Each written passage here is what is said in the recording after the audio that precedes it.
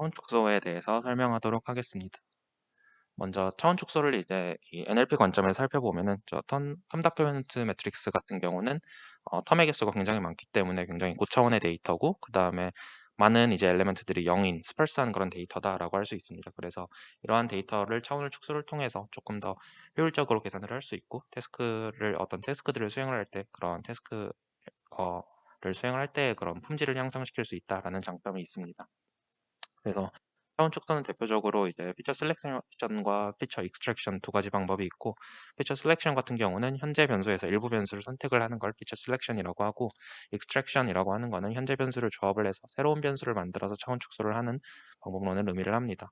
그래서 셀렉션 관점에서는 크게 두 가지 필터랑 래퍼 방식이 있고, 필터 같은 경우는 특정 기준을 통해서 단순히 변수를 선택을 하는 걸 의미를 하고, 래퍼라는 거는 이제 어떤 러닝 알고리즘을 지난 다음에 이게 피드백이 들어가서 다시 계속 지속적으로 선택을 해서 어떤 기준에 점점 더 나아지는 그런 러닝 알고리즘을 통해서 이제 변수를 선택하는 방법을 래퍼 방식이라고 합니다. 그래서 필터 방식에는 총 한 10가지 정도의 매트릭이 소개가 되는데, 먼저 다큐멘트 프리퀀시라고 하는 거는 어떤 단어가 다큐멘트에 등장하는 빈도를 의미를 하고요. 어큐러시라고 하는 거는 하나의 단어를 기준으로 이제 어, 클래스라고 했을 때 이게 포지티브다 네거티브다라고 클래스 클래시피케이션이라고 가정을 했을 때, 한 단어를 가지고 그거를 분류를 수행을 어, 했을 때 이제 잘 분류가 되면 더 좋은 단어라는 것을 의미를 하게 되겠죠. 그래서 다음과 같은 식으로 정의를 하고, accuracy ratio라고 하는 거는 accuracy가 이제 어떤 시메트릭한 매트릭이 아니기 때문에 그거에 대해서 좀 더 보정해준 다음과 같은 식으로 정의를 하고, 그다음에 probability ratio라고 하는 거는 두 클래스에 대한 확률의 비율, 그다음에 odd ratio라고 하는 거는 두 클래스 odd에 대한 비율이고, odd ratio의 numerator라고 하는 거는 odd ratio의 그 분자 값을 의미를 합니다. 다음은 이제 F1 메저 같은 경우는 그 클래시피케이션을 했을 때 두 프리시전과 리콜 값이 나올 텐데, 그거에 대한 평균, 조합 평균을 의미를 하고, 인포메이션 게인 같은 경우는 단어가 주어졌을 때와 주어지지 않았을 때 그때 엔트로피의 차이를 통해서 단어가 주어졌을 때 중요한 단어일수록 그렇게 되면 인포메이션 게인 값이 더 커지게 될 것입니다. 그다음에 이제 카이스퀘어 스태티스틱 같은 경우는 어떤 단어가 등장하는지 안 하는지 그런 이벤트와 어떤 클래스에 대한 이벤트가 서로 독립이다라고 가정을 하게 되면은 이거 독립이다라고 가정을 했을 때 다음 값을 계산을 하게 되면은 어, 독립 이제 차이가 커지면은 이 값의 차이가 커지면은 그게 이제 단어가 등장하는지 안 하는지의 여부와 그게 클래스에 따른 그런 차이가 커진다라고 하는 거는 그게 독립이 아니라는 소리고, 독립이 아니라고 하는 거는 그 단어 등장 여부에 따라서 클래스가 어떤 연관성을 가지고 있다라고 이야기를 할 수 있고, 그 연관성이 높다라는 것은 그 단어가 중요한 단어다라는 것을 알 수 있습니다. 다음은 바이노멀 세퍼레이션 같은 경우는 정규 분포를 기준으로 이제 클래스의 확률의 차이를 다음과 같이 정의를 한 게 이제 바이노멀 세퍼레이션입니다. 그래서 다음과 같은 매트릭들을 살펴봤을 때 이제 다큐멘트 프리퀀시 같은 경우는 크게 의미가 있는 지표라고 보긴 힘들고요.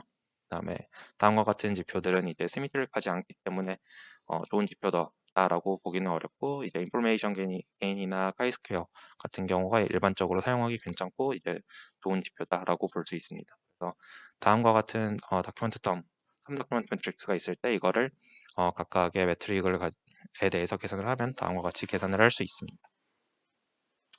다음은 피처 익스트랙션 방법입니다. 먼저 LSA라고 하는 방법은 이제 싱귤러 밸류 디컴포지션을 통해서 텀 다큐멘트 매트릭스를 차원 축소를 하게 되고요.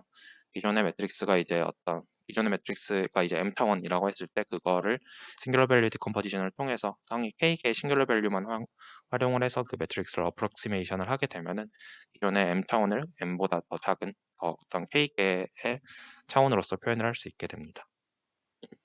다음은 이제 SNE라고 하는 방법론이고, SNE는 기본적으로 객체의 이웃을 이제 스토캐스틱하게 선택을 한다라고 가정을 합니다. 그래서 어떤 객체 i가 주어졌을 때 i가 이제 j를 이웃으로 선택할 확률을 고차원과 저차원에서 다음과 같이 정의를 합니다. 그리고 다음과 같이 두 분포를 정의를 하고, 두 분포의 사이가 KL 다이버전스로 측정을 하고요. 두 분포의 사이를. 그리고 두 분포의 사이가 가장 적어지도록 학습을 진행을 하게 됩니다. 그럼 이것의 의미는 고차원에서 두 객체 i와 j 사이의 관계가 저차원에서도 비슷하게 유지되기를 희망을 한다. 그러한 어떤 저차원의 인베딩을 찾겠다라고 이해를 할 수 있습니다. 근데 이런 SNE 같은 경우는 이제 크라우딩 프로블럼이 문제가 되고요.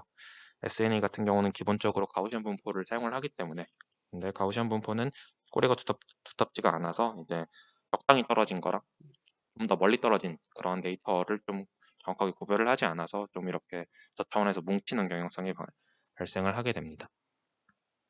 그래서 TSNE에서는 이거를 해결을 하기 위해서 저차원에서는 T분포를 활용을 하고요. 그래서 T분포를 활용을 해서 저차원에서는 이제 좀 더 뭉치는 크라우딩 프로블럼을 해결을 하게 됩니다. 그래서 기존의 SNEQ 분포는 다음과 같았는데 TSNE에서는 이거를 이제 T분포로 변환을 해서 사용을 하게 됩니다.